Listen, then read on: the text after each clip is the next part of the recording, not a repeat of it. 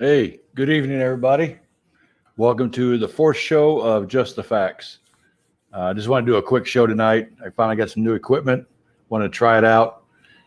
Actually got a little bit of free time tonight, so thought it'd be a good time to do it. Let's see what we got out in the chat. I see we got Daddy Bog out there. And that's it. Well, I see 6 people out there, but I don't see Daddy Bog in the chat room. Give it a couple of minutes here.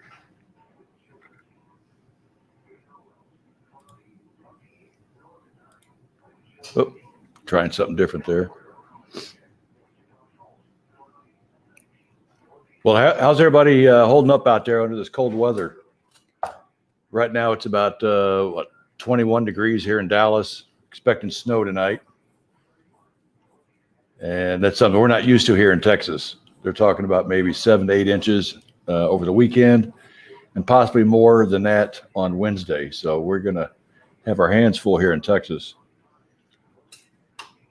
Well, I see JB's in the room. How you doing, JB? And Dietz. Below zero where you're at. Wow. The coldest supposed to get here, I think they predicted Tuesday morning supposed to be like 1 below zero. And I think the record's 8 below zero, but that was back in 1899. So it's been a long time since it's been below zero here. I remember 2 below zero one year back in 83, I believe it was. Yeah, when you get below zero, I mean, cold is cold. Also, the chill factor, I think, is going to be like 15 below zero here with probably, 8 to 12 inches of snow. So it rained 7 straight days where you're at, JB. Oh, where in North Carolina are you? Near the coast?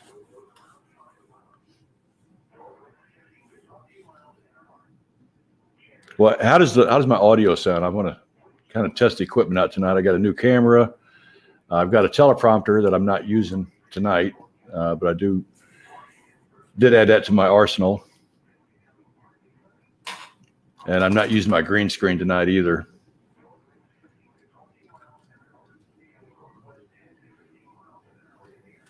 Okay, I guess the audio is good. Daddy Bog says it's good. Hey, Daddy Bog, if you want to come on, I'll send you an invite. Talk about upcoming shows we're planning. Also, today is Valentine's Eve. And, what better weather to have on Valentine's Day? So you cuddle up and get warm. Perfect time to do it. Another thing I want to do, too, I want to bring everybody up to date on Robin's condition. Robin's still hospitalized at over in Plano, and she's been diagnosed with autoimmune encephalitis. And basically what that is, her immune system is attacking her brain right now. It's causing some swelling, and she's also got like 3 or 4 cracks in her vertebrae. So they're going to check that out, find out what caused the cracks, and try to repair that. But they've got her on different meds, trying to stop the seizures that she's having. She is doing a little bit better. She's talking better. She's aware of what's going on somewhat. But here in the next few days, they're going to be transferring her to UT Southwest Medical Center. They specialize in people with brain swelling and encephalitis, things like that. So we're going to have the best neurologist, one of the top neurologists in the country, working on her case. So, we're very hopeful for that. And I just feel bad that it took 7 trips to the hospital before they finally realized there was more to her issue than just the symptoms she was showing. And I kept telling them there was something more. And after 7 visits, they finally decided to dig a little deeper. And even with her history, I'm not sure why they didn't to begin with, but we're on track now. She's going to be probably hospitalized for several weeks now to get this fixed. So we're all praying, and I'm thankful for all the prayers that you guys have sent to us. So they do work. Anyway, what else is going on besides the cold weather and Valentine's Day. There's a lot of political stuff going on, but we don't talk politics here. I don't want to get anything started, and I don't want to get my channel kicked off the air. So we just want to talk about politics. Yeah, to make things even worse, everything that I've gone through so far, I realized last night I've got a cracked tooth. So now I've got to go to the dentist and probably have a crown put on right in the middle of all this. But I'll see how long I can go without having to get that done, but got to get it fixed sooner or later. And, you know, it's kind of odd today. The sun popped out. It actually got up to 35 degrees today. I went outside without a jacket. It didn't feel bad at all. It's hard to tell that we got a huge snowstorm right on our tail.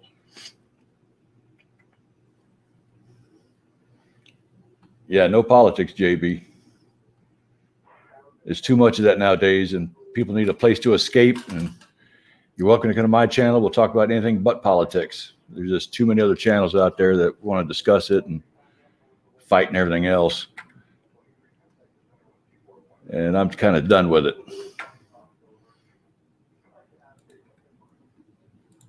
Hey, Daddy Bog, I'm going to send you an invite. Maybe you can come on if you want to and talk about some of our future plans here. Hopefully in the next couple of weeks, we'll get a show going with some other guests. Let me send this out real quick. I really don't have a format tonight. I'm just came on real quick, see what was going on with my equipment. And let's see. It also helps too if you had a producer doing this. So I'm trying to do everything all at once and still trying to get the hang of it. Okay, Daddy Bug, I sent you an invite. You can come on if you want. If not, that's fine too. Hey, cooking with the kid. I see you out there. Glad you can make it. Yeah. Cooking with the kid. He's one of the lucky ones. And so is Daddy Bog. They're both in Florida. Yeah. They don't know what, what we're about to experience. They're down there in their shorts and their short sleeves. Probably out barbecuing out in the backyard. Yeah, I think I saw it was like 82 in Tampa today. So, here we go. Here's Daddy Bog. Hi, hey, everybody. I think it's confusing to some people because of the website is on Facebook. You have to go to groups in Facebook, click on that, and then it kicks you over to YouTube. Well, also, if you subscribe to the channel, I sent out a message also on YouTube. So if you're a subscriber, you should have got a notification. Well, only if you hit the reminder. That's right. You have to hit the reminder bell. It'll send you a message, let you know that we're on.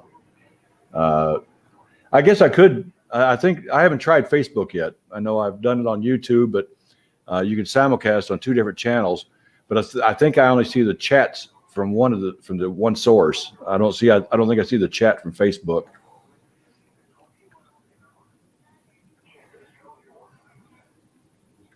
Yeah, but if you haven't subscribed, go hit the subscribe button and hit the reminder bell when I post an upcoming show.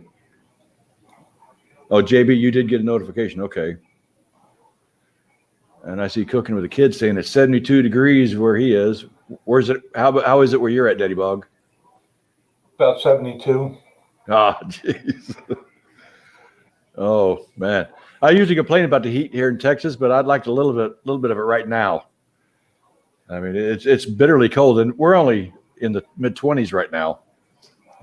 So, not looking forward to the next couple of days. I went out and made sure all the air was in my tires because, you know, in the wintertime, boy, your air will go out of your tires pretty quick in the cold weather. And you'll see long lines at tire shops trying to get air. So I went ahead and pulled my compressor out and filled mine up. Well, I've been in Florida 32 years, so I'm kind of used to this right now. We had our days in the 30s.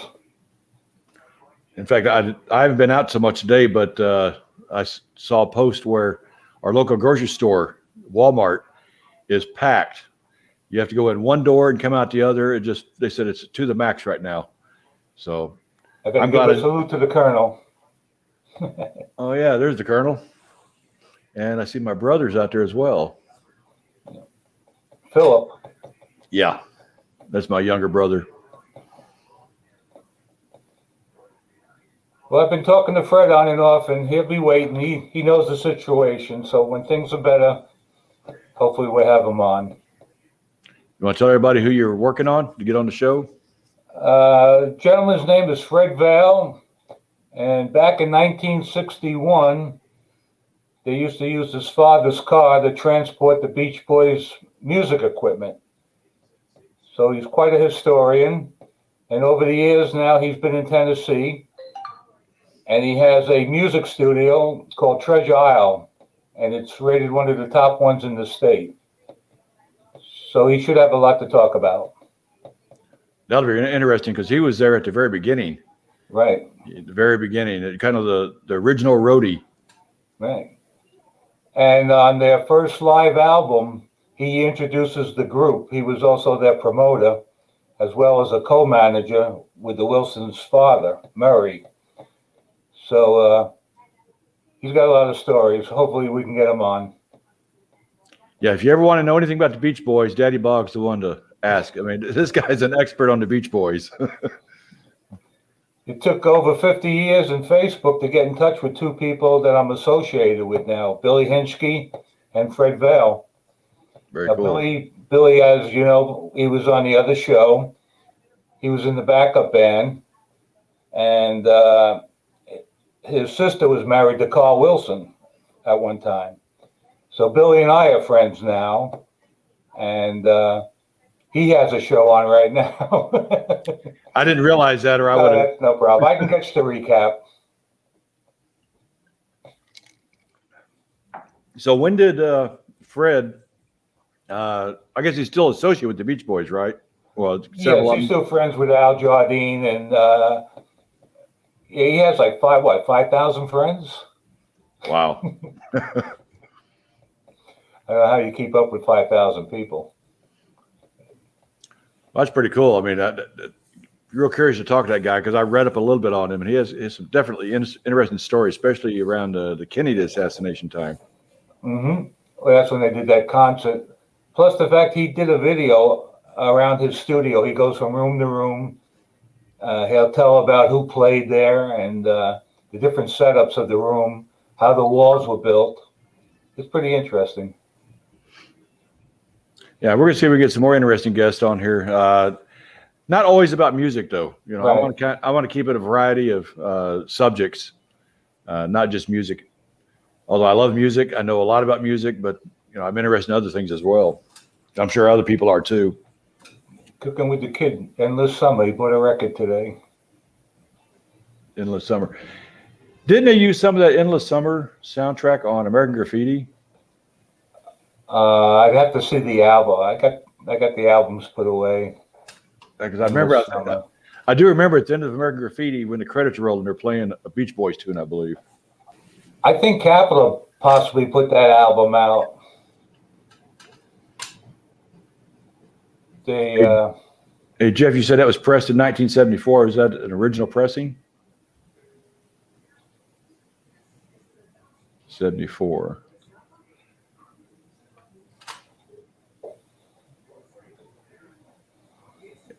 1974, that was a long time ago. That was the year I joined the Navy. I got the original Beach Boy album from 1962, but it wasn't the first one that I bought. I bought one in 1964, and then I went backwards and started buying all of them up until about a few years ago. I stopped. I got about 30 albums. Yeah, some of the subjects I like to talk about here on the show, my daughter says I ought to write a book about some of my experiences.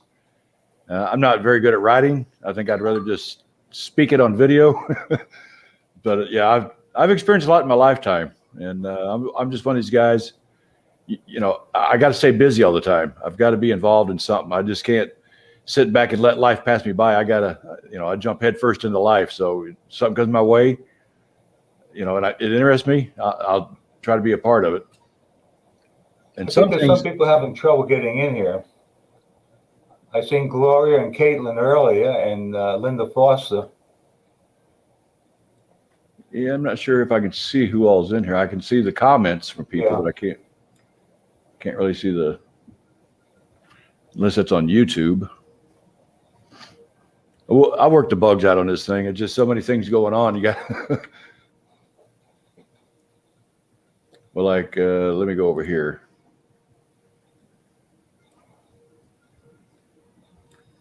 There we go. Mm-hmm. There we got the Beach Boys. And here's some.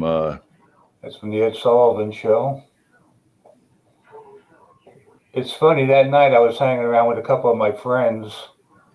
It was about 7:45, and I said to my friends, "I'll see you tomorrow." "Where you going?" I said, "The Beach Boys are on Ed Sullivan." Huh. Mm-hmm. Now, I'm trying to see if we don't have any pictures of Fred, do we? I don't think I have any of Fred. No. All right. I know on his website he's got one taken. He's got a couple taken with Dennis Wilson. I really need to get a producer to handle all the technical switching on here. Definitely distracts you from the conversation. Let me go back to comments here.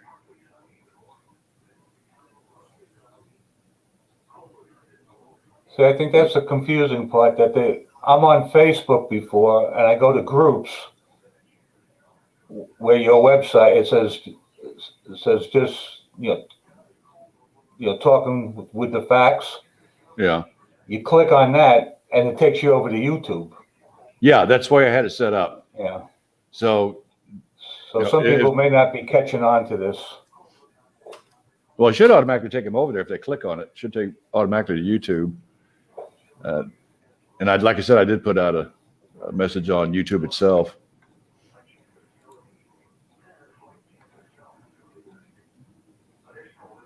Yeah, I haven't got this down like Stefan does. I wonder how many shows he's put on so far. There's been quite a few of them. Of course, he has a producer as well. I don't.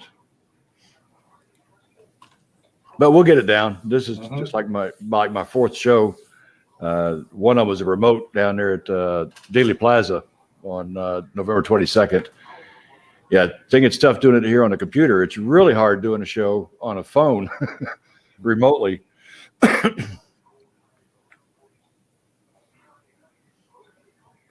Now, will your shows be able to be seen later on?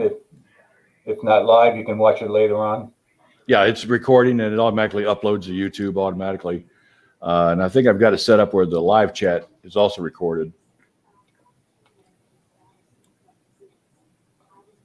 Okay, so JB said he was on Facebook and got to YouTube from Facebook. So I guess that does work. It just had, when we got a group, I want to go ahead and just put a message out in the group, and from the group they can get straight to YouTube. Because I'm not broadcasting on Facebook at all, not yet. I think you have 70 members right now. Yeah, it's right around 70. And I think I know just about everybody in the group, with the exception of the people that you invited. I'm not sure who they are, but I'm sure we'll get to know them. Mm-hmm.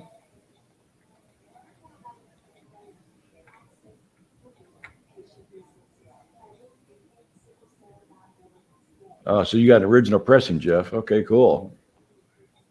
Was that a new, or is this one you picked up like at a garage sale someplace? I'll see if I can find my copy. Hold on.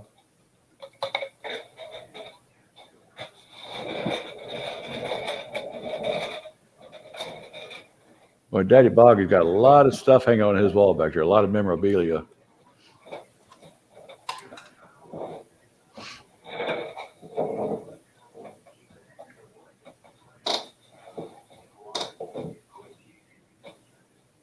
Yeah, with this cold weather coming in, I'm kind of a softie.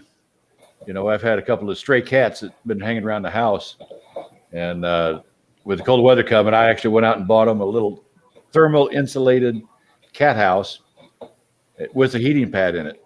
And I didn't think it was warm enough, so I put a second heating pad out there.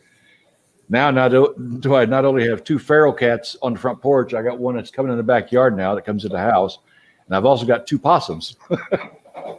They'll come up, eat the cat food and try to get in the little house with the cats. So I've got a regular zoo coming over here, but I just feel sorry for those little guys that they're freezing their butts off, and they got nowhere to go. So if you're out in the cold and you got some pets, try to get them inside. It's around somewhere. I don't know if it's alphabetically or not. But this was the first one that I bought in 1964. Wow. And the thing about this one is Fun, Fun, Fun was the hit. And Don't Worry Baby was kind of a hidden treasure, because if you didn't buy the album, you didn't know about the song until I Get Around came out on the 45, and Don't Worry Baby was on the flip side. Wow. So it's kind of a hidden treasure. Yeah, the Colonel says Endless Summer was released on June 24th of 74. Yes. I was 16 years old then.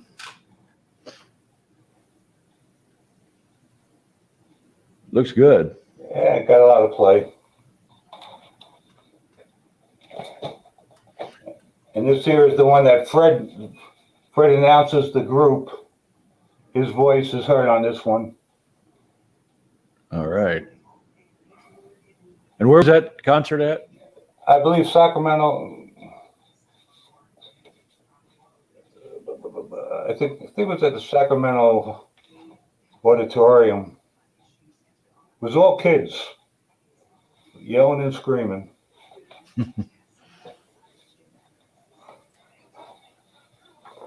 Yeah. Whoop, whoop, whoop, whoop. I think it's kind of funny how you see how the audience, concerts have changed over the years. Before the lights used to be on, and everybody was dressed nice and everybody was mannered. Then it got into the heavier stuff, and just about anything went at the concert halls. There's a picture.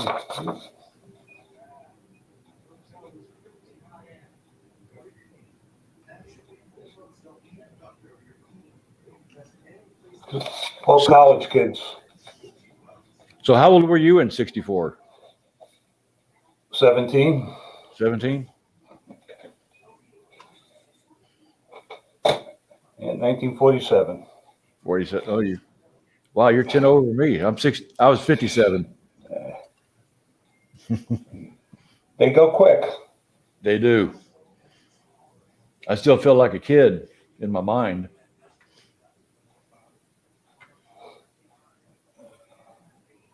Well, to be honest, I really don't have a whole lot more to say. I just wanted to see if I get this thing working and make sure we could interact with the audience.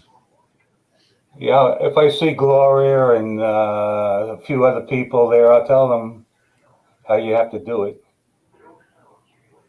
But I did see them earlier. Well, I guess I'm too boring for them. Well, no, I'm sure they want to support you. And then again, who knows who else is on? Well, the Colonel was in the oven in 64, born in 65. 1965 was the year we moved to Texas. Wow, Jeff Kidd's a young one. So you were 5 months old when that album came out, and that album came out in 74. That would make you, 40, early 40s. I always like seeing how old people are. Well, before I went into service in 66, we used to go to a place out in Long Island called the Action House. And we used to see Leslie West when he was first starting out with a group called the Vagrants. And the Rascals were there. Billy Joel was just starting out with a group called the Hassles. And Vanilla Fudge was starting out there. And then I went into service, and 67, the Doors played there, and they said Morrison was drunk. they had to take him off the stage, and the show was canceled. That was in '67. But you used to see these people for $5, $6. Oh Have yeah. a couple of drinks, $10 for the night. Yeah, I saw Grand Funk for like $5. Chicago was like $5. Yeah. You know, that's back when, you know, you could see every band because it was affordable. Yeah. Now concerts come around, I can't afford it. I can't, you know, no way. And I'm not I seen Chicago and the Beach Boys play together. And what's her name? Lydia Cornell. She worked at Caribou Records for a while, so she might be interesting to have on. See what we can do. Yeah, the last concert I saw was actually my brother, if he's still in here, was a little over a year ago. We saw it was the 50th anniversary of the Louisville Pop Festival, which the original Pop Festival was 2 weeks after Woodstock, and it was basically I guess about half the lineup from Woodstock played at Louisville as well. There was Zeppelin, Grand Funk, a lot of them played at Louisville, but they had the 50th anniversary, and luckily they were able to pull it off because Woodstock tried doing their 50th anniversary and they just couldn't get things right and they had to cancel it. But we did go to the Louisville Pop Festival. We saw ZZ Top, we saw Chicago, and Grand Funk was supposed to have played, but there were no show. There was a hurricane hitting in Florida about that time. It was September of 2019. Maybe there was a hurricane hit, and they had, I guess some of them had property down there, and they were down there with their properties. They had to cancel. But yeah, that was my last concert in Chicago, and the best Chicago concert I ever saw was actually in Las Vegas at the old Stardust Hotel, the Wayne Newton Theater, and that was March of 2001. I can't remember how much we paid for the tickets, probably about $100 or so a piece. But you're sitting at Wayne Newton Theater at a regular table, candlelight and everything else, and they got little runway stages that come out. And since I was a trumpet player, Lee Loughnane was my idol. I mean, that guy loved the way he played. So here we are sitting at our table, and Lee Loughnane's playing a solo right in front of my table. I'm going, oh my God, it was great. But the original Chicago, there's only, I think, 3 originals that tour. There's still 4 original members of the band, but only 3 of them tour. And the rest are all new guys, but they still sound like Chicago. You know? What kind of surprised me in '64 that we passed up on the Beatles. Living in New York, in Queens, Shea Stadium, we just didn't even think to go to see the Beatles. Probably knowing it was going to be crazy. Yeah. So we passed. That was a concert where the Beatles said they couldn't even hear a thing they were playing because the screaming, they were just winging it. No. Now, I've seen Paul McCartney several times. That was Mitch Weissman. No, well, not Mitch Weissman. No, I did see McCartney twice. I didn't see any of the other Beatles, but I know on another show they had Joey Molland one time on their show, and I got to meet Joey Molland from Badfinger. I actually did the lights for the band when they were here in Dallas, and I thought it was so cool talking to somebody who actually knew the Beatles. I'd never talked to anybody that actually knew them personally. So just talking to Joey, it was pretty cool. Yeah, the Colonel's talking about the Stardust here. I remember gambling in there and staying at the Riviera across the street, the Frontier. Frontier's gone, Stardust is gone. I don't even know if the Riviera is still there. Yeah, I haven't been in. The Wynn Motel one, the Wynn Casino one right there. I haven't been out to Vegas in 16, 17 years, and I've been a while. It's almost 17 years. Last time I was out there, Dimebag and Vinny from Pantera had a new band together called Damage Plan, and they were playing at House of Blues in not the Mirage, where the shooter was a couple years ago, whatever hotel that was. And they said, he said, hey, if anybody comes out to see our show in Vegas, he goes, I'll make sure you get backstage with us. So we fly out there. If actually Vinny's girlfriend is on a plane with us. So we get out there and finally got backstage with the guys. And it's pretty cool having Dimebag Darrell as your bartender. He makes him a little strong. Well, Jeff Kidd here is saying he almost bought a Chicago record. You get the greatest hits, Jeff. You can't go wrong. That group had a lot of hits. Yeah, A lot of albums. the greatest hit I think was actually number 9. Yeah, Was they used to go by numbers. yeah, The Chicago Transit Authority, right? yes, Wasn't that yes, original name? CTA. Mm-hmm.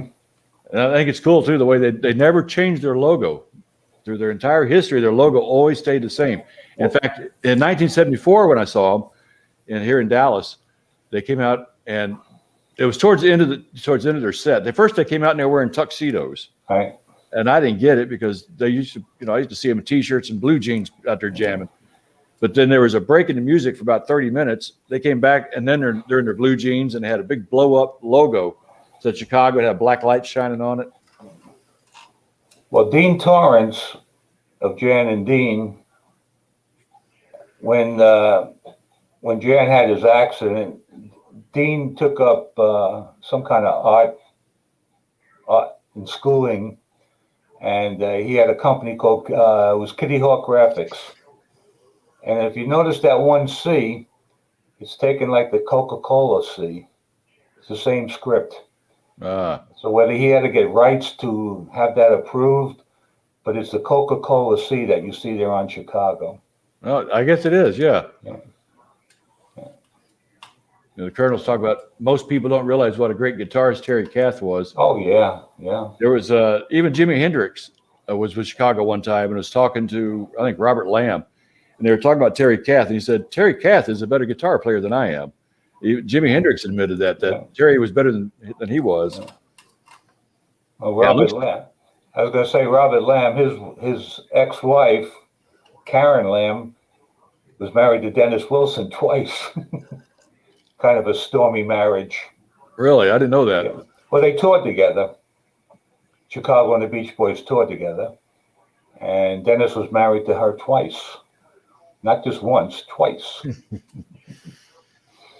Yeah, Robert Lamb is kind of the brains behind Chicago right now. He's the one that kind of runs it.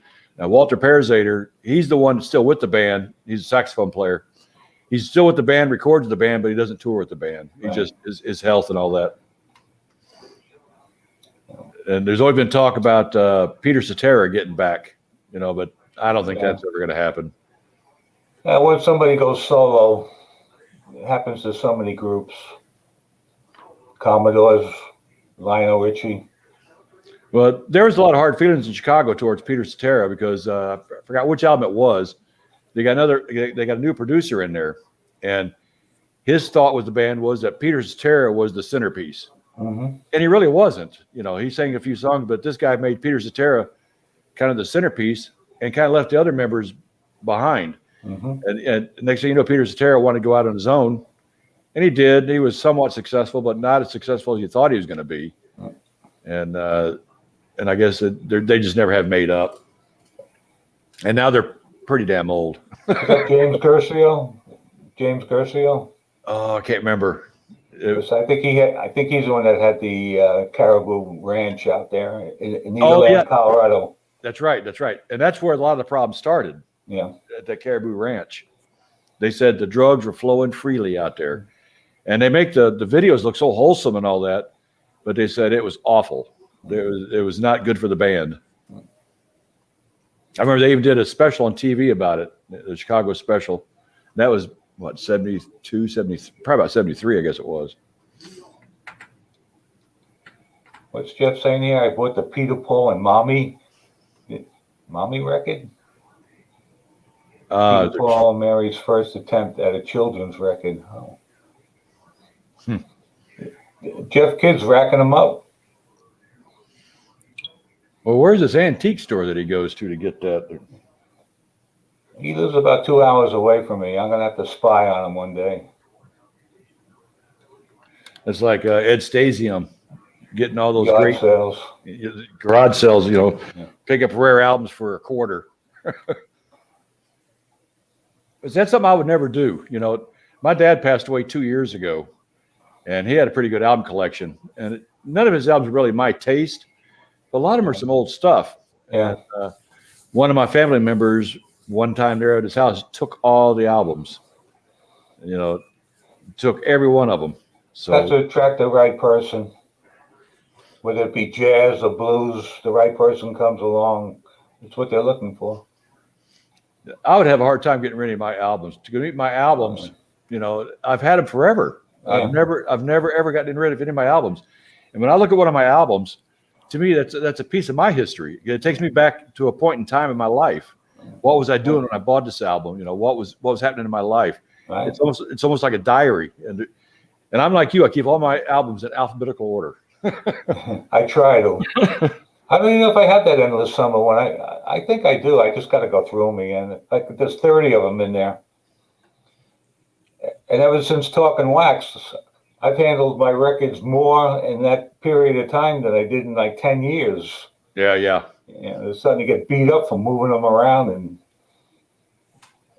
well, we redid our house a few years ago, and one of the bedrooms, since my kids moved out finally, I used one of their bedrooms as an office. Well, I got my stuff moved in there, but I left the albums just boxed up for the longest time.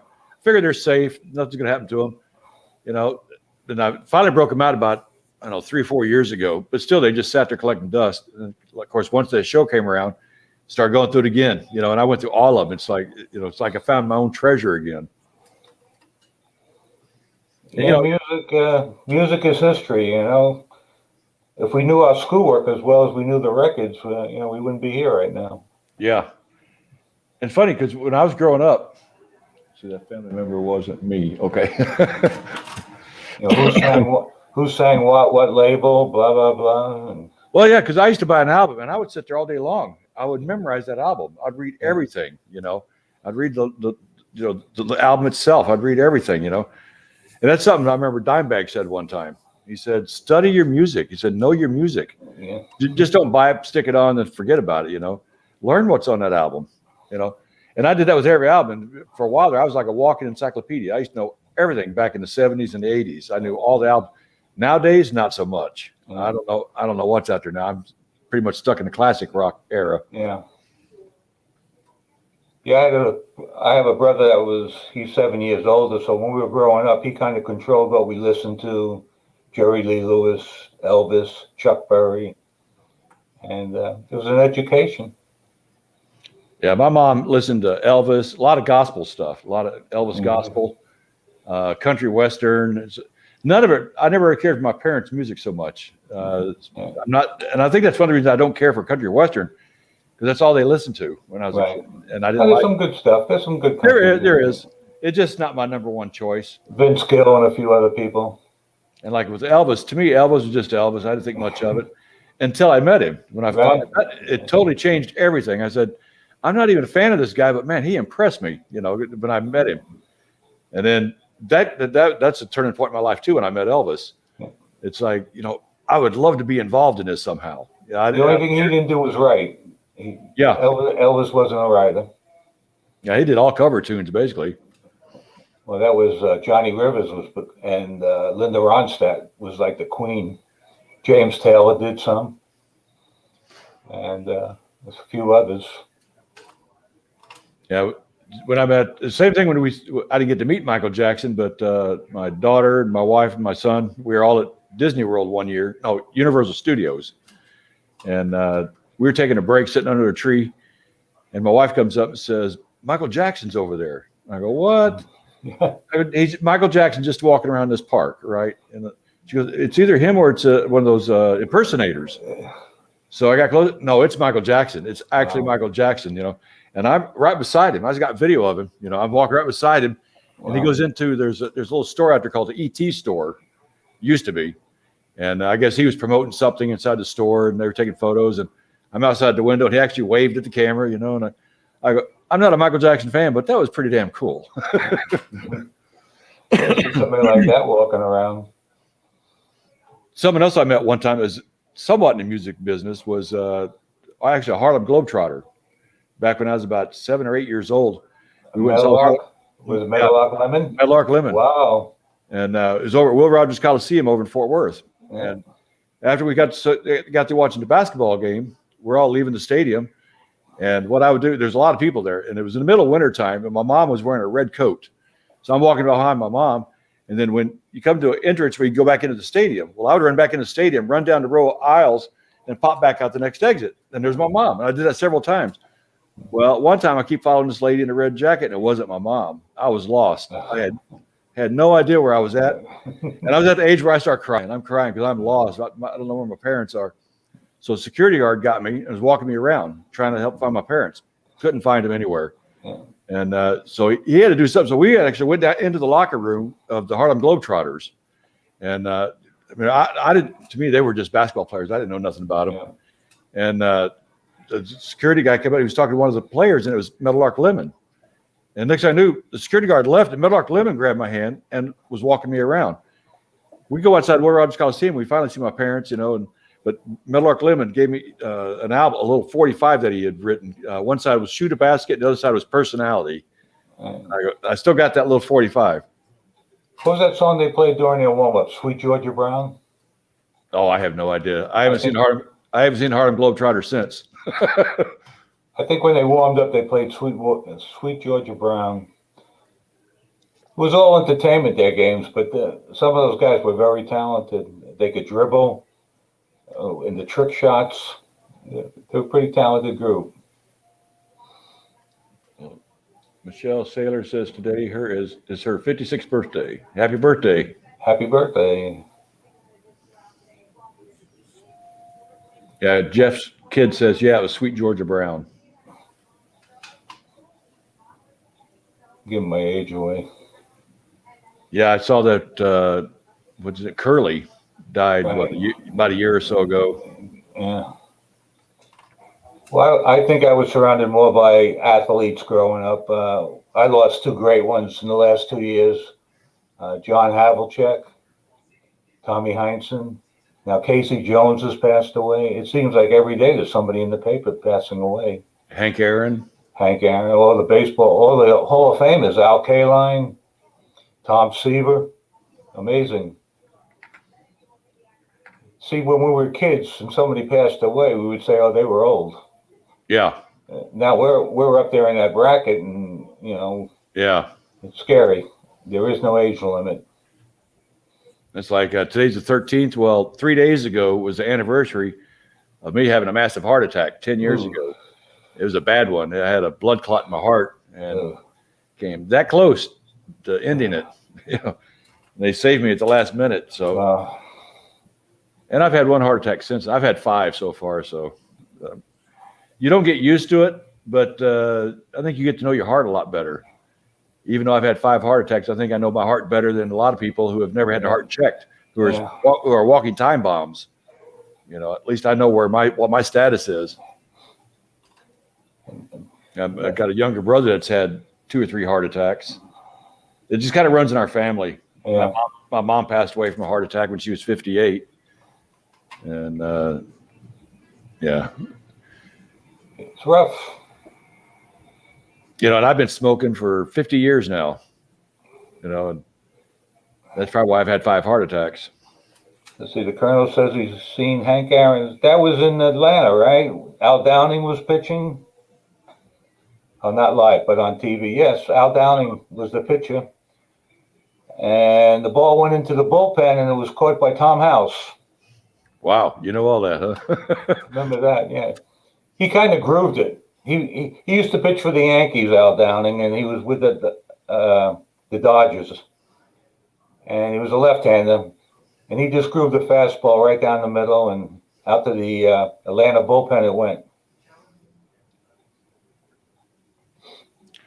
Hey, Jeff, I know you're not going to be getting any of this cold down there in Florida, but if you were up here where it's going to be, you know, 1 below 0, what would you suggest cooking?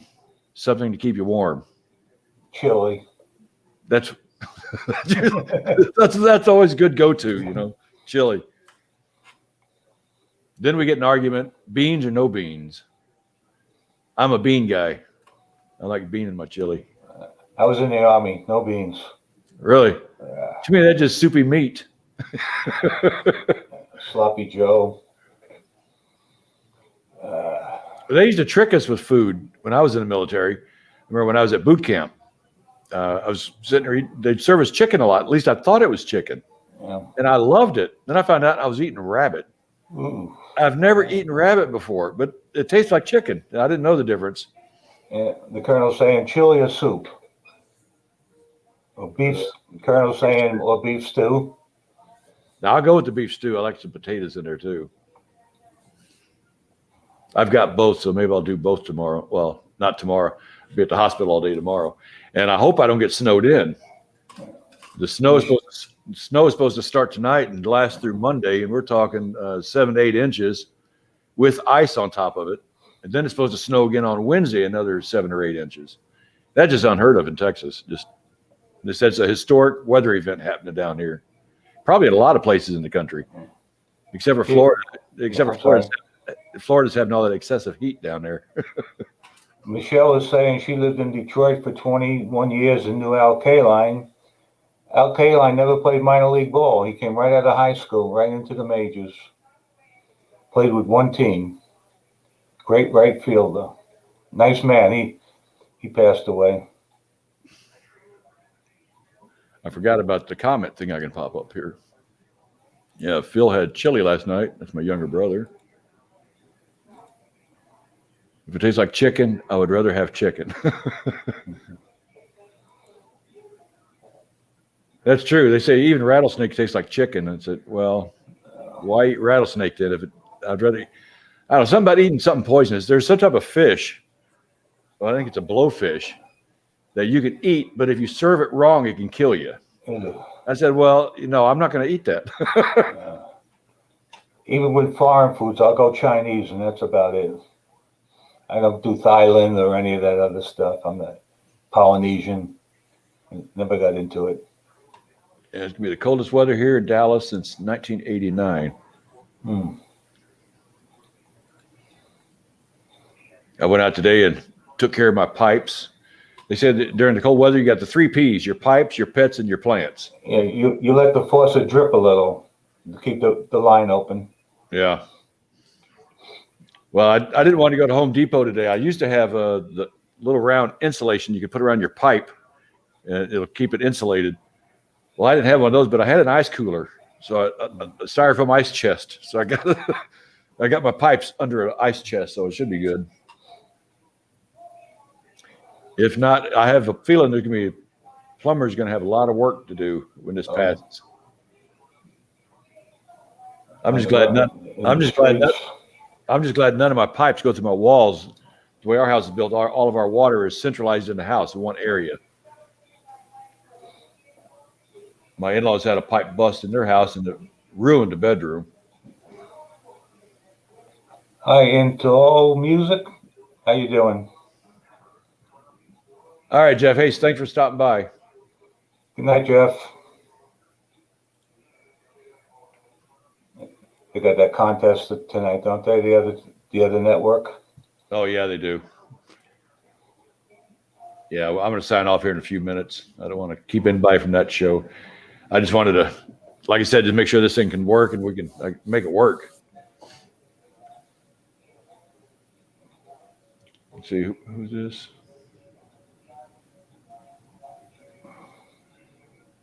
A lot of people around here used to heat tape their pipes, Deets is saying. Heat tape. Jeff is saying it's canceled tonight. Oh, really? Oh, wow. Wonder what happened. I don't even know who was supposed to be on. I haven't been watching it that much lately. Well, I know that he actually had something scheduled because I put the reminder on. Was it season 3 or 4 or something? Season 3. Yeah, we had a lot of fun in season 1. That was great.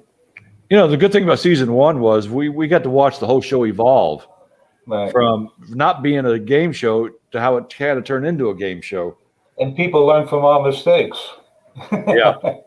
What to show the first round, and yet they do it different now. The challenger always goes first now. The champion goes second. When we were on, we didn't know if we were going first or second or what. We toss a coin. Yeah, right. And I think it was me and Scott Harris one night, or was it you and me? We went 5 rounds.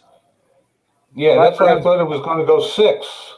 Yeah, and I go, well, And it was kind of screwy at the very beginning, but they said they already had it won after 3 rounds or something, and we went 2 more rounds, and I don't know. So I was expecting that the next week, and it was 2 out of 3. So it was confusing for a while until they ironed it out. Hey, yeah, Pat the Wiz is here. Hey, the Wizard. Hey, maybe we'll get the leftovers.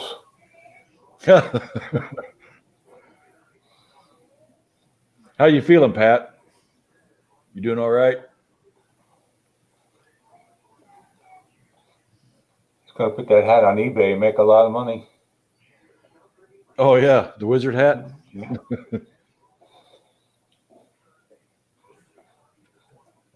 There was a rumor that Pat and Mike may start their own gig one day. Michael Ovey. Yeah, I think that'd be a good show. Oh, Michael's got. You see all the magazines he displayed? Oh yeah, the Kiss magazines. Oh, yeah. God. How you doing, Pat? That's what he's doing. Doing better. Doing Good better. To hear. Good to hear. One good thing I've noticed on the news, at least this COVID pandemic at the moment, seems to be subsiding a bit. You know, unfortunately, the death toll is the tell of it all. So there's more deaths right now. But when you look at how many cases there are now, that should drop pretty quick here. Yeah. I'm sorry. Did you see that the young kid that was on Jeopardy passed away? He was on when Alex Trebek was still there at the end. He won 5 times. This 24-year-old kid passed away yesterday. Huh. Yeah. There's no reason, for how he died, but he won 5 times while Alex Trebek was still on at the end. I know something that always kind of worries me. You know, my wife's been hospitalized 7 times since October. Yeah. And I know before she got sick, I said, the hospital is the last place I'm going to go to right now during the pandemic. Right. And here we've been 7 times. Over close to 7 weeks we've been at that hospital, all total. And there's one time where the COVID floor is 1 floor above her. I'm going, I don't like being that close. So I'm just, some people make fun of people wearing masks. When I go to the hospital, I double mask it. I just have to. You're on the safe side. I've got nothing to prove, except for I want to stay alive. And at the hospital, they're real picky. One of the rules are you can only have 1 visitor every 24 hours, which means I can't go in for half a day and leave. Then my daughter go up for half a day. Wow. You go there that's the only visitor she gets for the entire day. When the 24 hours up, another visitor can go up. That's crazy. So we've been kind of taking turns. I go one day, she'll go one day. We just rotate because, the last time she was in the hospital, I went every single day and it just about killed me. I mean, it's rough. Not physically so much, but mentally. And emotionally, it's rough. And your wife has got to have a strong heart for what she's been through. I mean, you're always afraid that one more procedure will be too much for her, and she goes on, and hopefully she gets well. Well, one of the, it's one of her problems right now is her memory. It kind of went away 16 months ago. Yeah. She still remembers her long-term memory. She remembers things that happened a long time ago, but she can't tell you what happened this morning. It just, her temporary memory is just really bad. And that's kind of a hidden blessing in a way, because if she could remember what all she's been through, it would a normal person have a hard time comprehending everything she's gone through. Like 6-7 times in and out of the hospital, right? Yeah. Just this year. It's not counting the chemo she had to go through and all the sickness that was involved in that. And, she can't remember any of it, which is a good thing because I remember every minute of it. And it's, and I'm not even the sick one, and it's really bad. Here's Lady Linda. Hey, Linda Foster.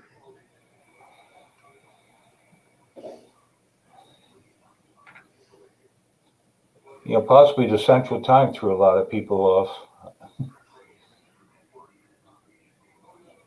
Yeah, that's one thing when you do a national thing on the internet like that. You have so many time zones, and I think YouTube sets it up so when you view it from your time zone, it shows you the correct time. Right. Because I know here it showed mine at 9 o'clock, and I guess it showed you it at 10 o'clock, right? Right. Okay.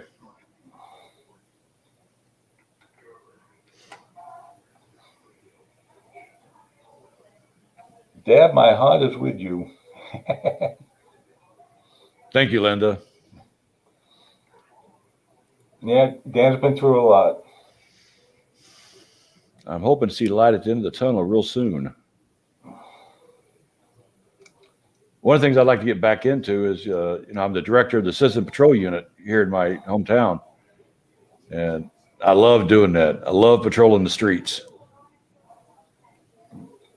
Yeah, we started that back in 2016. I was one of the founding people that started that. We ended up with 3 patrol cars, fully lit up like regular cop cars.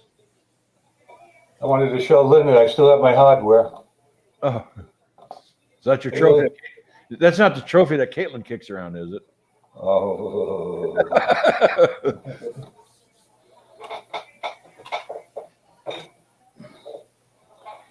Yeah, I lost watching those Talking Wax shows there for a while. I lost by 1 vote. That has to be the closest one. Scott Harris beat me by 1 vote. Yeah. Of course, Dirty Royce has never won a competition.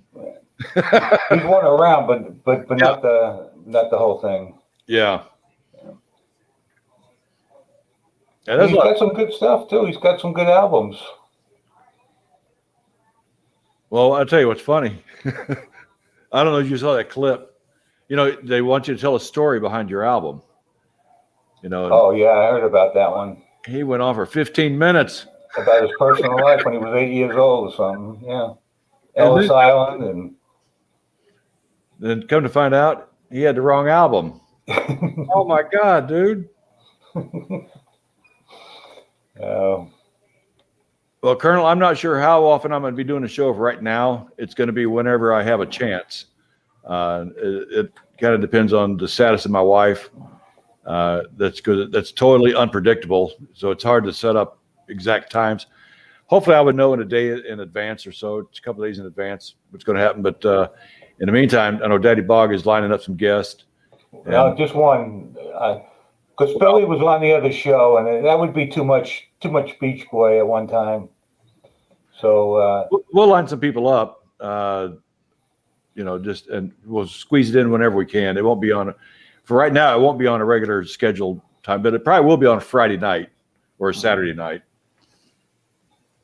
But that Lydia Cornell, she worked for Caribou Records there for a while. She was on the other show for one time. So she might be. Everybody's home right now, so there's a possibility. I even wrote to Darryl Hall. Yeah. Yeah, I didn't get an answer, but I wrote to him. Yeah, what could they say? No. Yeah, I'm thinking about checking in to see if I can get hold of Dave Grohl. Dave Grohl is actually on the board of directors of the event that I started years ago, Ride for Dime. And that all got turned over. Well, I turned it over to Dimebag girlfriend, and she's good friends with Dave Grohl. So, see if I can hit him up. One of the nicest guys in rock and roll right now. And he said he figured out how to being a nice guy in rock and roll. He got the lead from Dimebag, because Dimebag had such a big heart. But people that didn't know Dimebag would see him and they'd be scared of him. Oh my God, he's a scary dude. Nicest guy you'd ever want to meet. Very generous too. Man, he loved to party. Went over to his house one time, and this was before a concert in November it was about a month and a half before he was killed. And we go over to his house, and he always had a picture. He has a special drink called Blacktooth Grin, and it's a Crown with just a splash of Coke just to make it dark, called Blacktooth. But he used to make pictures of them, big old pictures of Blacktooth. And we was over his house one night, and let's do a picture. Let's do some shots. So he reaches in there, gets that, and he pours everybody a shot. We all do a shot. And everybody had like, what? That's kind of weak. And he goes, oh, shit. He said, that's the tea. We had shot the tea instead of the black. But he loved to party, but also he also knew that some people can't party all night. Some people have jobs in the morning. He realized that too. And I got a friend of mine that, and if you don't take a shot, they kind of harass you. And this guy, he had enough. He was ready to go home, Come on, one more shot, one more shot. So Dime came over and gave him a shot of tea and said, dude, I know you got to work tomorrow. So he did a shot of tea. He was a good guy. He had a heart. Now, we were devastated when that happened. We couldn't believe it. And since then, there was a member of the audience that was killed as well. And the mother of that audience member has become real good friends with me. I've known her for 15 years now.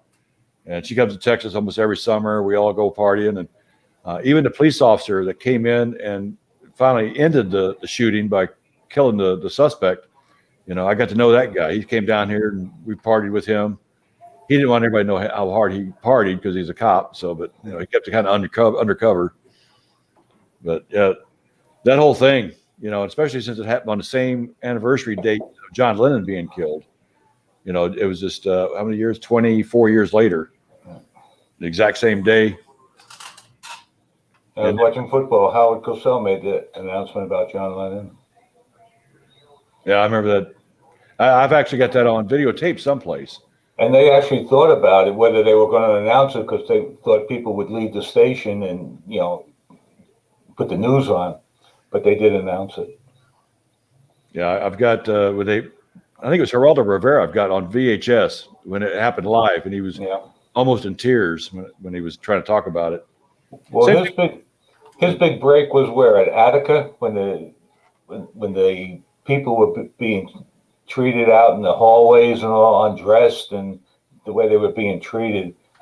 Was Attica or some home facility that really brought him out into the open as a newscaster. That was a big breaking story. I don't know why I'm saying Attica. I don't remember. Yeah, now I've actually got a connection with Geraldo Rivera too. When I shot the video of the Columbia breaking up over Texas, right? I'm the only one that got shots of the. I'm the only one that ended up with a shot of the space shuttle before it broke up. Right. And unfortunately, when it started breaking up, I had zoomed back out, and a lot of people saying that's not the space shuttle. It's not the space shuttle. And the very night I recorded it that morning, and that night it was already on Fox News, and Geraldo did like 30-minute special about my video, showing details about it. Mm-hmm. That was wild. That was a whole nother story too, the Columbia thing. Yeah. I'll tell that story one day. I've got other stories too. I got one. When I was stationed overseas, I went through a super typhoon. It was the biggest biggest typhoon to ever hit Guam in the 20th century. And I happened to be on a floating dry dock in the harbor when it hit. We had winds over 200 miles an hour. And like a stupid 18-year-old kid, I tied a rope around my waist, tied it off down below decks, tied a rope to the door, to the hatch. About 4 or 5 guys had to hold that hatch while it opened up. I went outside in the height of the storm with my camera, recording us crashing up against the pier and putting a hole inside the dry dock. And we were stranded out there for 3 days, no food or water, until they could finally get these little rescue boats back in the water and come get us. That was an experience. Of course, then we went through an earthquake over there. I experienced the earthquake. Then we had the evacuation of Vietnam when Saigon fell. I was involved in the middle of that refugee thing. Mm-hmm. So I've got a lot of stories. And I've got people that were with me, like the refugee thing and the typhoon. There's guys on Facebook, my old buddies, they're on Facebook, that I could probably get them on the show and we could talk about it. So what you forget, these guys will remember. Oh, yeah. Everybody had, like I was on the dry dock. A couple of these guys were in the barracks, so we got different perspectives of what was going on during that time. And the eye of that thing came right over us, directly over us. It looked like it was a beautiful day out when it came over us. But then within minutes, there was winds 200 miles an hour just throwing debris everywhere. And I waited to the last second. I could see the debris coming. And I waited the last second, jumped behind the door and closed the hatch, and then it hit us. Hi, Maria. Hi, Gloria. People coming in late. Finally, I'm here. It gets just confusing, as I said, you're on Facebook and you have to go to groups, find your site, click on it, and it'll bring you to YouTube. It takes a while. First time, Well, yes, I'm not sure. I'm trying to remember how the other shows do it. It's all on YouTube, strictly YouTube. Well, see, I got people on Facebook who aren't subscribed yet. Right. If you're a subscriber, you get notified. But if you're not subscribed, you're not going to know. So I'm trying to do both sides. By the way, if you're not subscribed to my YouTube channel, you can do that now. I think we got 70 people. I don't know why my friend Guy is having so much trouble. He says he can't find it. I know him from high school back in Queens. Which Bee Gees documentary was this? I don't remember. Did you all see the Bee Gees documentary? Is that the one where you were talking about their 3-part harmony?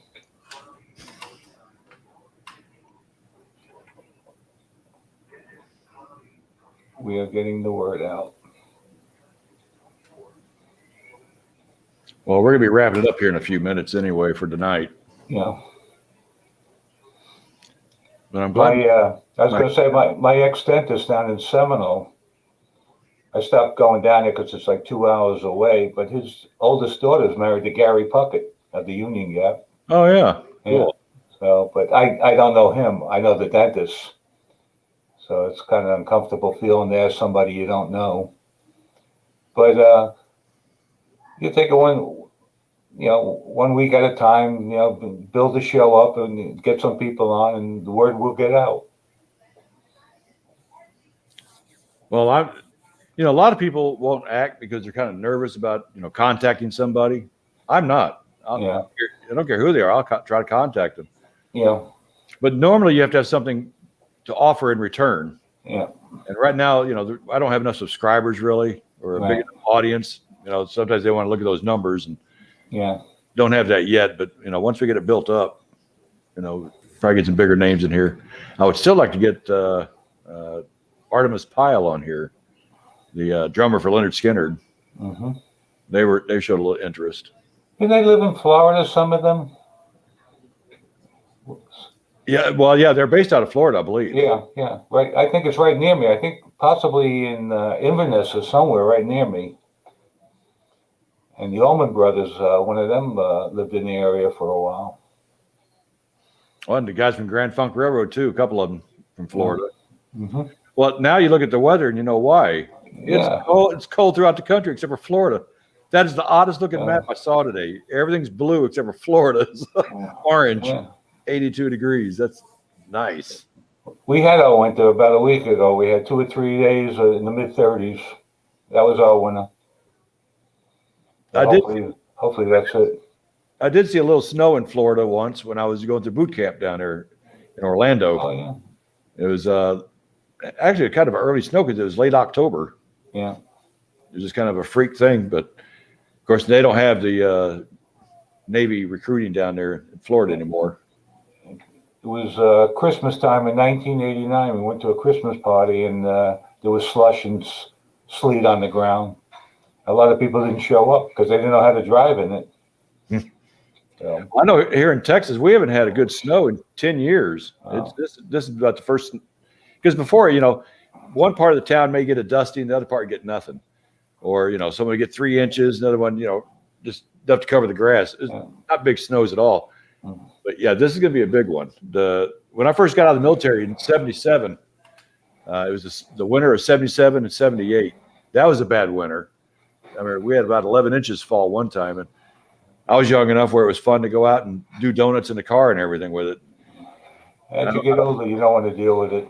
No, I like staying indoors and looking out the window at it and wishing it was gone.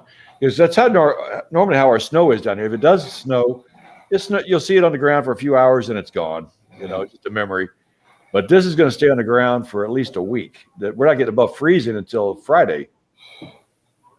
Mm-mm. Arctic freeze. fact, I'm watching the Weather Channel now. I see it starting to move in off to our west. I just hope I don't get snowed into the hospital tomorrow, because it's supposed to snow most of the day tomorrow and get really heavy tomorrow night or tomorrow afternoon. But I can't complain. I'll be stuck in the hospital with my wife on Valentine's Day, so can't complain about that. But only one visitor per day, you're saying? One visitor every 24 hours. When you walk in the hospital, they got the routine. You got to sanitize your hands. Even if you got your mask on, they want you to take one of their masks, double mask if you want to. Then they ask you the whole list of questions. Then they want to know what room you're going to, and they got a list of all the rooms. And once you tell them the room, they mark it off. Right. And so if it, but now I can leave for lunch. Then they give you a little wristband, so I can leave the hospital with that wristband, come back, and most of the time they recognize you. You go on in. But yeah, they're pretty strict about it. And they, even when they move them, because my wife was moved from one room to another room yesterday, and even when they move them to another room, they isolate them for several hours. I'm not sure why, but I went to go see her yesterday, and they said, "Oh no, she's isolated for COVID." I said, "What? She's already tested. She's already been here." No, but they moved her to another room. I'll go, okay. Yeah, this COVID thing, I tell you what, I think it is affecting the healthcare of a lot of people. Well, like the last 2 visits ago to the hospital, my wife was having a hard time breathing. And I told the doctor, hey, check her lungs. There's something wrong with her lungs. She's not breathing right. And she's got like a lot of phlegm in her chest. He said, she didn't come in here for that. So I don't care if she came in here for that or not. She's got a problem. You need to look at it. She came in here for low sodium, not her chest. I go, dude, check her out. And it's like you almost have, I told him, I said, we need to get a pulmonologist up here to look at her. And he goes, all the pulmonologists are busy with the COVID patients. I go, so they don't look at anybody else now? They only look at the COVID patients? I know they're stretched thin, and I know they're not doing anything deliberate, but it's a big inconvenience, and I think it may be hurting some people. Right. Now, is that hospital full?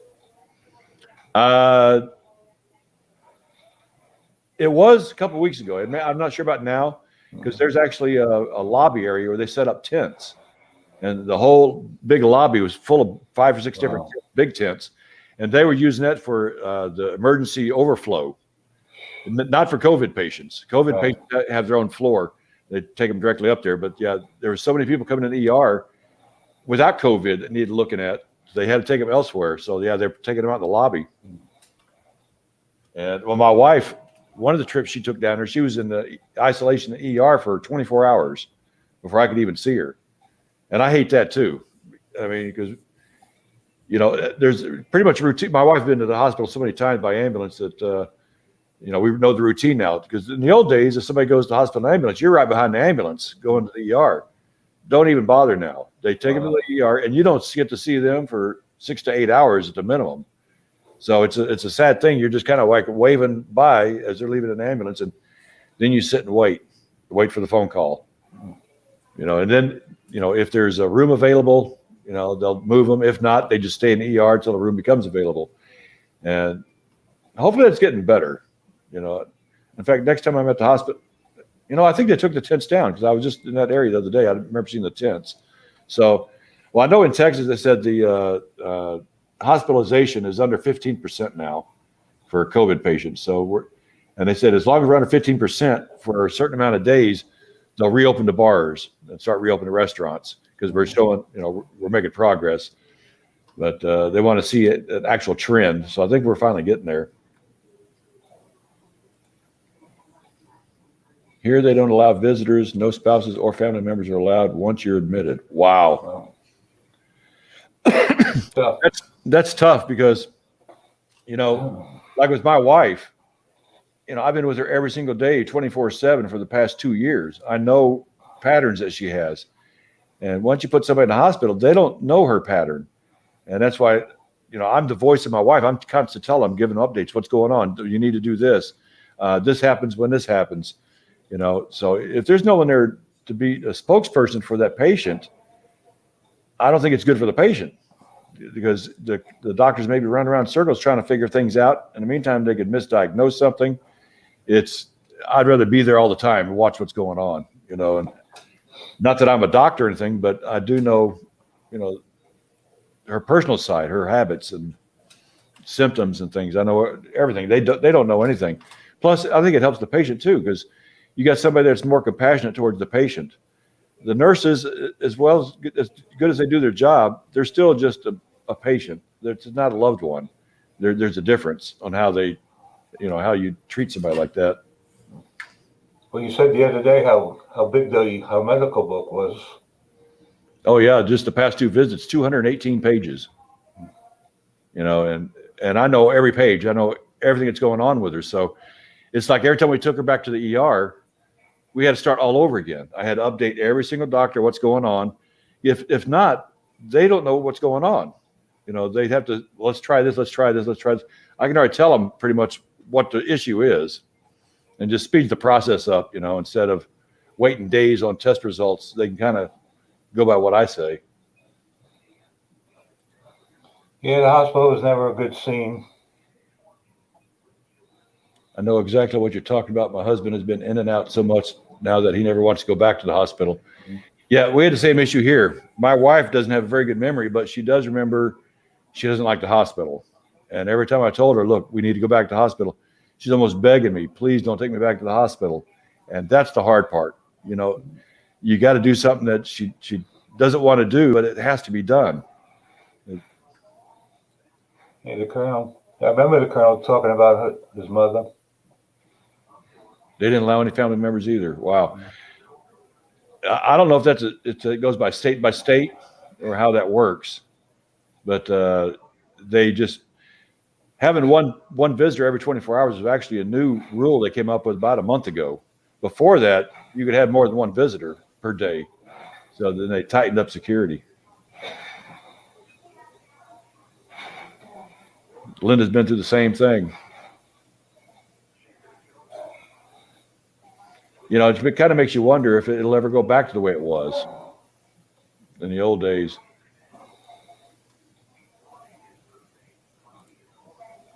Hi, Jeff Davidson. How are you doing? Hey, Jeff.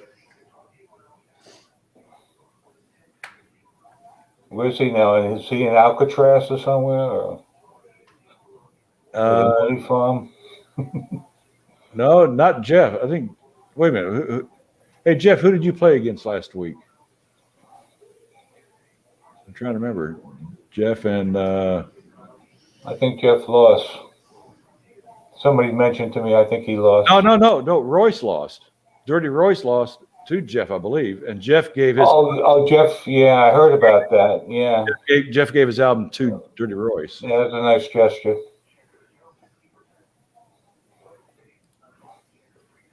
In fact, you always brought up when you won that first round and then won against me, you didn't get a record for winning the first time. No, I didn't. I'll have to send you something. I got one the second week. Yeah. But that's I just chalked it up to, hey, the rules weren't really in place yet. I know, everything was bouncing around. Yeah. I know. Ashley Alexander, God, he went several weeks winning. He beat me. Same way with Heidi. Heidi was champ for a while. Well, you know what happened? Heidi come on near the end of the sessions, so maybe she only had to win one time to be champion. Yeah, see, that's the thing. Well, we were on at the beginning. Well, I was on almost at the beginning, like you were. You had to win 6 or 7 weeks to be a champion. And Heidi comes on the last week, or the last 2 weeks. It was all an experience. I don't know if they actually have to have a champion, one particular champion, because to do that you'd have to have a championship. The champion do the champions, and just not enough time for that. I say we were all winners. If you won, you're a winner. Right. It was nice meeting a lot of people. We met people from all over. It's good fun. Hi, Denise. Denise. Well, we're kind of in person. How many people are on here? Do you know? I'm showing 13 right now. Yeah, good. Heidi is doing really great. But we haven't seen Heidi in a while. She's registered to your page. Yeah, she is. She put up a picture the other day when she was in New York so many years ago, 2013. She was in New York. Heidi's doing real great. Heidi Slaughter, you would slaughter. I think maybe Joe Travis scared her away. Oh yeah, the stalker.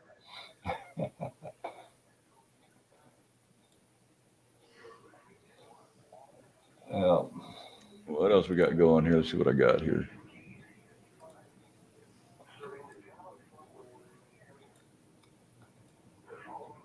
Well, let's see. I got my Columbia video on here. If you want to watch my Columbia video. I've seen it on your site. That's a great video, but a sad one. It is. Yeah, we just passed the 18th anniversary, February 1st. Yeah, that was something to. It was unbelievable. My mind couldn't comprehend what I was seeing. So that's what you expected. Yeah, because when those things came in, it didn't matter which space shuttle it was. They always came in the same direction every time. And it was from my front yard. I could sit there. I knew exactly where in the sky to look. And my son was fairly young back then. I'd get him up at 4 o'clock in the morning. Come on, we're going to see the space shuttle. We go outside, and he's wanting to go to sleep, but I'd always get him out of bed. And you'd see the green streak across the sky. It would just light up the sky with a green plasma trail behind it. Well, this time it was coming in the morning after the sun was up. And I said, you know what? I've never seen a daytime reentry. I got to check this out. And it's the only time I didn't wake my son up. And so I go out there, and I see the space shuttle coming in. I go, man, it does look different in the daytime. Mm-hmm. And I kept following. I go, wait a minute, that doesn't look right. That looks like smoke. That looks like. Then when I zoomed in, I saw a whole bunch of different pieces, and I went, oh my God, that thing just fell apart. Or could those be the tiles? I don't know. I just think I was thinking, there's no way I just saw that space shuttle disintegrate in front of me. There's no way. So I go inside the house, and I'm sitting there looking at the video on my camera. All of a sudden, the dogs started barking. All the dogs were barking. All of a sudden, I go, like something was going on. I go, what is happening here? All of a sudden, the house starts shaking. The whole house just started shaking, and it was the vibration. It was a sonic boom, but it was a sonic boom for every piece of the space shuttle. So like, go, go, go, go, go, go, go, go, go, go, go. It was just the weirdest sound, and it was just shaking the house. And I guess the dogs could hear it before we did, but it lasted for about 5 minutes. It just kept shaking the house, and that's what woke a lot of people up. Just the noise and the shaking. But by that time, it was already out of sight. It was already gone. It was, and then I woke my son, and my wife up, and said, you know what? Something odd just happened. I showed him the video. Didn't tell him anything. And my wife saw it, and first thing she goes, oh my God, the space shuttle blew up. I went, oh geez. So I got a buddy that works down at one of the local Fox channels here. And I called him up, told him what was going on. And that was back before you could download stuff to TV stations. And he goes, well, how soon can you get down here? And I said, well, as soon as I can drive down there. So, and got the camera and the tape, went down the toll road, downtown Dallas, and they were out in the parking lot waiting for me. And we were running into the studio, and they had these cables hooked up to my camera. And as soon as we got inside, they plugged it in. They started recording it, getting a copy of it after we negotiated a price. And they immediately aired it. Then they started putting a microphone on me. I go, what are you doing? They said, you're going on the air. So next thing I know, I'm at the anchor desk, sitting at the anchor desk with the weatherman and everybody else. I had no idea what was going on. And they're asking me all these questions. I got the video. Yeah, I could tell there was an apartment complex on fire. They said, that may be from a piece of the space shuttle. They're asking me, do you think that's a piece of the space shuttle? I go, it's like, how the hell am I supposed to know?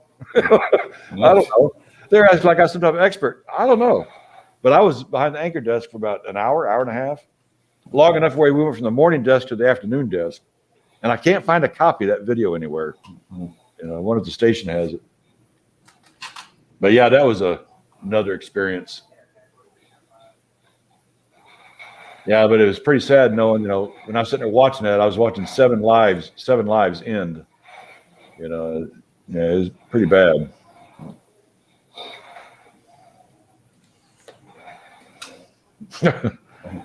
I've got a few of them. I've also got a good story about how I got front row tickets for the Rolling Stones in the Cotton Bowl. Just pure luck. I was in Walmart about a month ago. I got Rolling Stones' greatest hits for $9 on the CD. Yeah, the first time I saw the Rolling Stones was Halloween, 1981, I believe it was, in the Cotton Bowl. Yeah. It was the Fabulous Thunderbirds, ZZ Top, and the Rolling Stones, and it poured down rain. And it was Halloween, so it was a cold rain. We were just freezing our butts off, but we're not leaving. We're staying right there. I don't care how cold I was. We're going to miss the Stones. So the Stones come out and they're playing, and they're under a covered part of the stage. I was thinking, well, they're lucky they're covered, No, what does Mick Jagger do? He lays down on the ground, and they got like a little ramp that goes up to the main stage. He rolls down the ramp, laying down, just rolling down in the water. And he says, if y'all are wet, I'm going to stay wet too. So they all came out from the shelter and played out in the rain. I got that one Rolling Stones. I got a few Stones albums, but that one with the silhouette head, there's like different heads. You know which one I mean? Oh yeah. No, yeah. It's got like the greatest hits on two records. I got that one put away. I got no record player. I'm all CDs now. Yeah. Speaking of turntables, when CDs came out, I guess it was early '90s or so. My son was just a little bitty thing, and one day I broke an album out, and I had it on the top, so he couldn't really see it because it was up so high. So he got a little step ladder, and he was watching me, and he was just amazed at this thing going around and around. And I had a little strobe, where you can adjust the speed of the album, you really fine tune it. There's a little strobe on there, and he just thought that was the coolest thing, I go, nowadays, well, I guess turntables are coming back now. It's not such a unique thing, but yeah, when CDs came out, turntables went away. They just. Well, I'm glad I held on to all my old records. Yeah. I often wondered, some of my albums, what they were worth. There's not much money in them because they've opened. That's the main thing. Yeah, I think the most expensive album that's worth the most right now is my Pantera album. Before they were signed, and it was an independent label. There's only like 400 of them made, and I've got one of them. I have the original Sgt. Pepper's. Rumors, they say it's a very expensive album right now to get. Then that's a reissue. I got the original, so I got some, but they're open. There's not much value in them. I just recently bought a Beatlemania album. Yeah. I forgot what I paid for it. It wasn't that much really, but it looks brand new. I haven't opened it yet. I'm not sure if it's used or new, but I want to send it off to Mitch and have him autograph it. Yeah. I got the Rolling Stones one tonight. I went on Talking Wax. I haven't opened that. That's put away. I've got a couple of extras of different albums, like Edgar Winter. They only come out at night. With Frankenstein, I've got one that's been unopened. Got a couple more like that where I don't know how I ended up with them, but I never really bought two albums of the same, the same thing. Play one and not open the other one. Yeah, it's kind of like Oive. He's got 15 copies of Destroyer.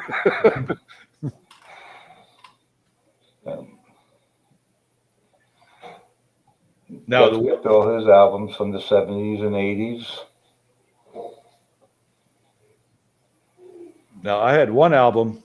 It's a Black Sabbath album. Black Sabbath, the very first album, number one. And of course, I always took care of my albums. Always took care of them really well. Right. And back in '78, an old Navy buddy of mine was down on his luck, came to Dallas and stayed with me for a while, and I got him a job and trying to help him out. Well, this guy turned out to be a bum. He liked drinking a lot. So one night he's drunk in my apartment. This well before I met my wife. And he's drunk and he's dancing around and he steps on my album and broke it in a million pieces. I went, that was my favorite Black Sabbath album too. I still got the cover, but there's no vinyl in there anymore. I went, God, and I never have replaced it. I said, because one of the things when we were stationed, because he was stationed on Guam with me for a year and a half. And that's the thing that got us through Guam, because it's such a boring place. It's beautiful, but you get bored with it. I mean, it's only 32 miles long and 8 miles wide. Yeah, there's always so much you can do. After 1 week, you've seen the island, So now you got 16 more months to go. So we all bought really nice stereo setups, and very cheap too over there. And the thing that got us through was Black Sabbath and Kiss. Those were the two bands. We'd put them on and just turn on the black light and just go away from Guam for a while. Which album? That was the very first one, the very first Black Sabbath album. I guess it's Black Sabbath 1. It's the one where it starts off and you hear it's raining and thundering.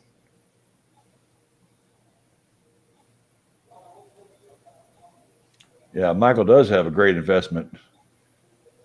I mean, clothing, outfits. I mean, everything. The boots. I mean, he could open up a museum and charge admission. The Colonel says, I've got maybe 80 to 85 albums now, but I have a friend steal 250 from you in Vegas back in the early 90s. Never recovered them. He sold them for cash for dope. Oh, yeah, that sounds about right. Jeez. 250 albums. Yeah, when I was in the military, I used to go down to the Navy Exchange once a week and buy a couple of albums and go back to the ship, put them back in my locker. When I got so many of them, I would just pack them up and mail them home. And it was albums and concerts. That's all I did when I was in port in the Navy. Just go to concerts and buy albums. That's all I ever did. I got into sports memorabilia, and now I look around and say, what the hell am I going to do with all this stuff? So did you ever get another copy? We will look for one for you, Dan. No, I never did replace it. Never did replace that album.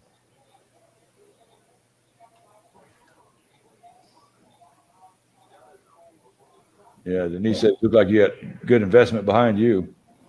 I tell you, the nickel and dime stuff means more to me than something that might be $200. Well, one thing I learned, my dad passed away a couple of years ago, and he was a big N-gauge and HO train gauge guy. He loved collecting trains.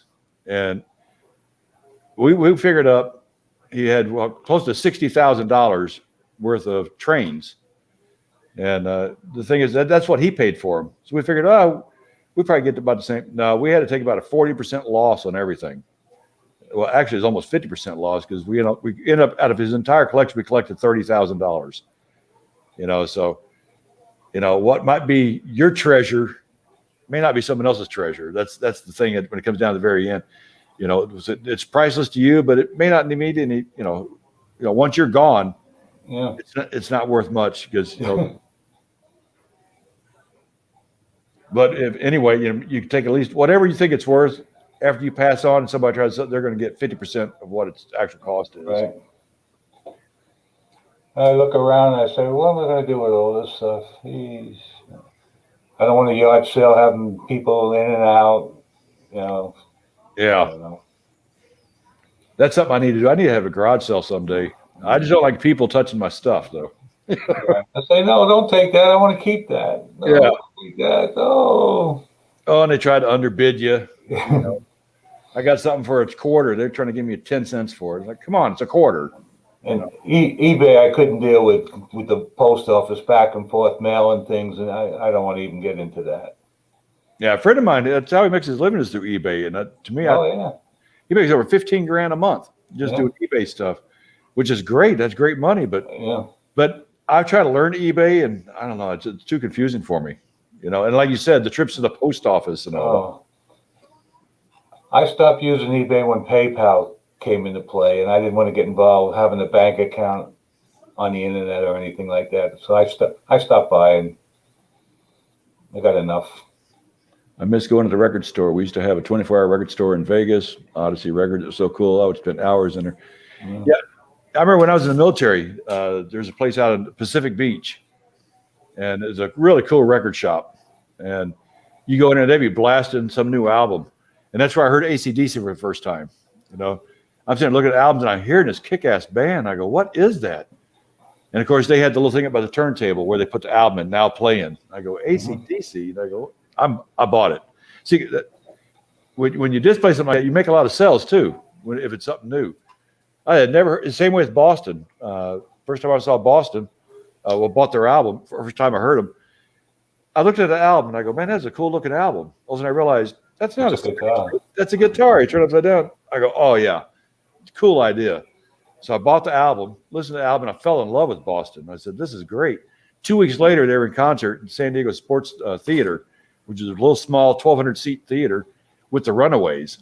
So I got to see the Runaways in Boston together in a little, small theater, which is great.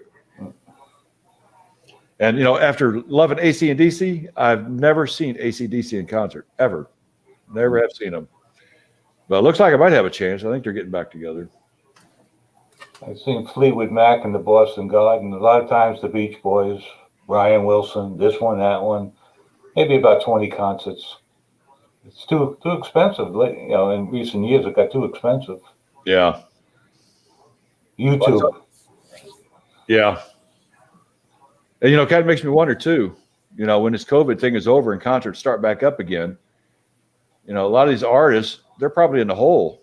They might have to charge more, knowing that people will pay more now just to see a concert. Just to get out of the house. Yeah. Yes, Linda, I have seen Pink Floyd. Saw Pink Floyd in Texas Stadium. That's probably late 90s. But I got to tell you, Texas Stadium had the worst acoustics. We were sitting on like the probably the 30-yard line in the nosebleed section. And the way the music bounced off the sides of that stadium, I couldn't tell what song they were playing. It was terrible. But I saw him, but it wasn't one of my greatest concerts. Now, I saw Paul McCartney at Texas Stadium one year. Now, his setup was at one end of the field, and I was sitting at the other end of the field. So the music was coming straight at us, and it was one of the best concerts I went to, the best sounding concert. Then I saw McCartney again at the Alamo Dome in San Antonio. And once again, we were kind of on the side. If you're not directly in front of the stage in those big arenas, you're going to get the sound reflected off the sides, and it sounds a little bit. Boston's Walk On album. It's tough to find. And I'm glad you mentioned the Walk On album. The lead singer, Fran Cosmo, on that album. I met Fran back in '94, and I'm still in contact with him today. I'm going to actually try to get him on my show. I talked to him just a few weeks ago, as a matter of fact. He was the lead singer after Brad left, and then Brad came back, and then they both did singing up until about 2004. But yeah, that Walk On album to me is my favorite album, especially the song Walk On. I mean, that Walk On, it's a big medley, probably lasts about 20 minutes. That's the Boston one. Yeah, there's the first one. Yeah. And it took him years to come out with that second album or the third album. It took him, they were on some type of a contract they didn't want to honor, and so they had to wait the contract out. I'll show this to Gloria. I got this one. Oh, yeah, Bee Gees. 1,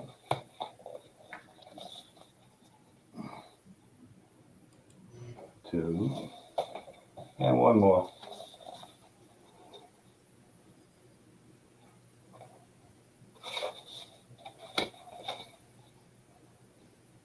Oh, I didn't know. Collection. I don't know why I didn't. Said Fran Cosmo. He was also the singer for Ryan the Hunter. I don't know why I didn't know that. I've actually got a video of Fran Cosmo doing a promo for the band I was managing at the time. It's a terrible promo, but it was pretty cool. Fran did it for me. And I asked him about that a few weeks ago, and he still remember doing that promo. What I've been getting into lately is people with their reactions on YouTube. Oh, yeah. And some of them, they never heard the song before, like a Hey Jude or this or that. They never heard it before, and they react to it. And they get thousands of views, 30, 40,000 views. Unbelievable. It's hard to believe they wouldn't hear something like Hey Jude. Yeah. And a lot of it, I think sometimes they're just saying that. Or the first time hearing Good Vibrations, or this one, or that one. And it's like, where did you live? Under a rock? Come on, how do you not know that? But now I've seen them do it with Pantera music. They've never heard one of the Pantera tunes, and especially if these are mild-mannered looking people, and they hear it, it's like, wow, what the hell is that? I listen to a disc jockeys out of New York, Scott Shannon, the True Oldies channel. It's about all I listen to, the old stuff. Oh, so Fran was in that band, what, 84, you say? That was like, geez, that was like 10 years before he was in Boston. Yeah, I'll have to check out Orion the Hunter. Fran's got an excellent voice. I know he's not touring now, of course, and he's going nuts sitting at home doing nothing. And I thought, well, see if I can get him on the show.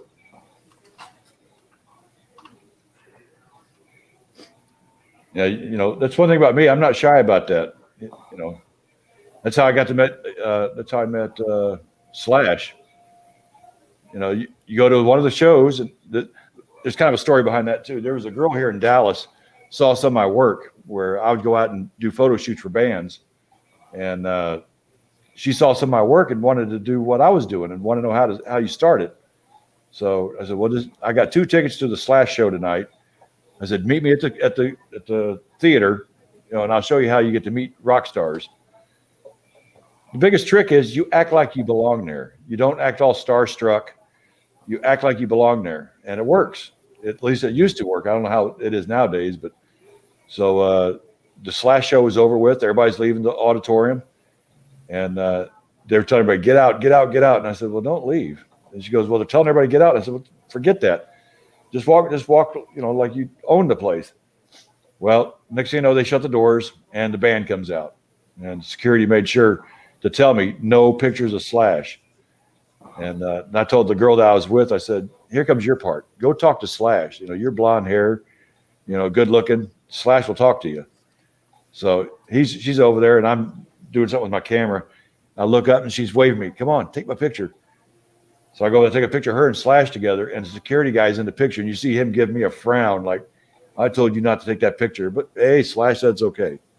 And you just and once you get your foot in the door, it's easy. Then they'll remember you from the next show, and, you kind of get a reputation. I was just here. Pat and I saw the last complete tour of Boston Walk-On at Aladdin Theater. When was that? Because Boston kind of, they've got a whole different lineup now. I know they've got a female bass player, I believe, that I've never seen live before.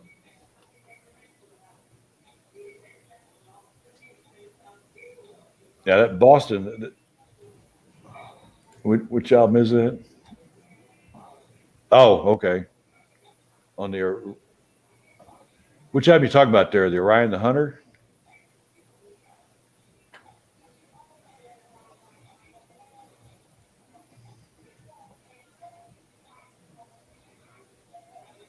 Yeah, Tom Schultz was a genius. That guy. He basically stayed in his basement for years creating that sound. And to take it on the road, to do it live. Yeah, it's pretty tough. So, same with ELO. Oh yeah, true. I saw ELO in San Diego once, and I came this close to get the drumsticks from the drummer. Yeah. Unfortunately, I had terrible seats. I was behind the band, kind of backstage, so I couldn't. I'm seeing the back of the band while they're playing, but I got to see them as they walked down the tunnel underneath me to their dressing rooms. They got through with their set, and they're walking back to the dressing room, and I'm yelling at the drummer, "Drumsticks, drumsticks!" And he's acting like he's going to toss them.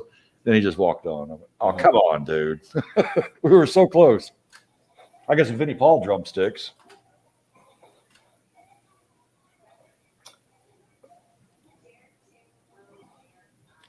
Yeah, one thing a lot of my friends used to do when they went to concerts, they always bought a T-shirt, and I did that at the beginning. But T-shirts wear out, because I'd always wear them; they wear out. Well, so I started collecting their concert program. Yeah, I got to keep it away. I love those concert programs, but it never fails. I'd buy a program, and of course the concert's going on. I'd stick it in my seat, and the guy behind me always spills the beer. Always spills the beer. They have to dry the thing out. It still smells like beer, but I've got a lot of those. I got Queen, Kiss, Just Paul McCartney. I got a bunch of those concert programs. And to me, they last forever. T-shirts. Now, I do have my Led Zeppelin T-shirt I bought in 1977 when I was out in San Diego. I wore that thing till it's almost worn out. And I said, you know what? I got to retire it because you can hardly see the logo anymore. And it's got holes. And I think it was a medium. And, I haven't seen a medium in years.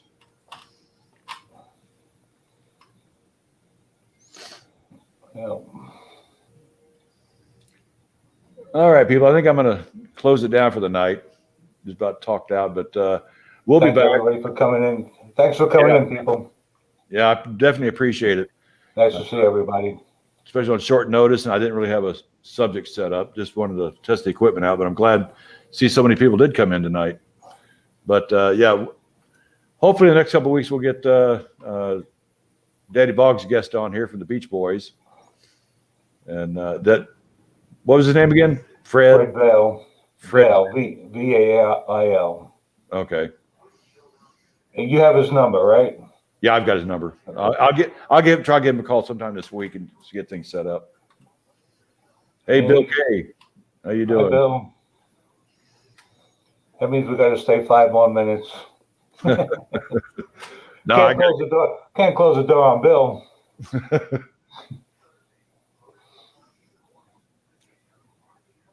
All right, there's my brother saying good night. All right, we're going to be out of here. Let me see if I have a video at the end here. Not really. I need to get an outro. I got this one.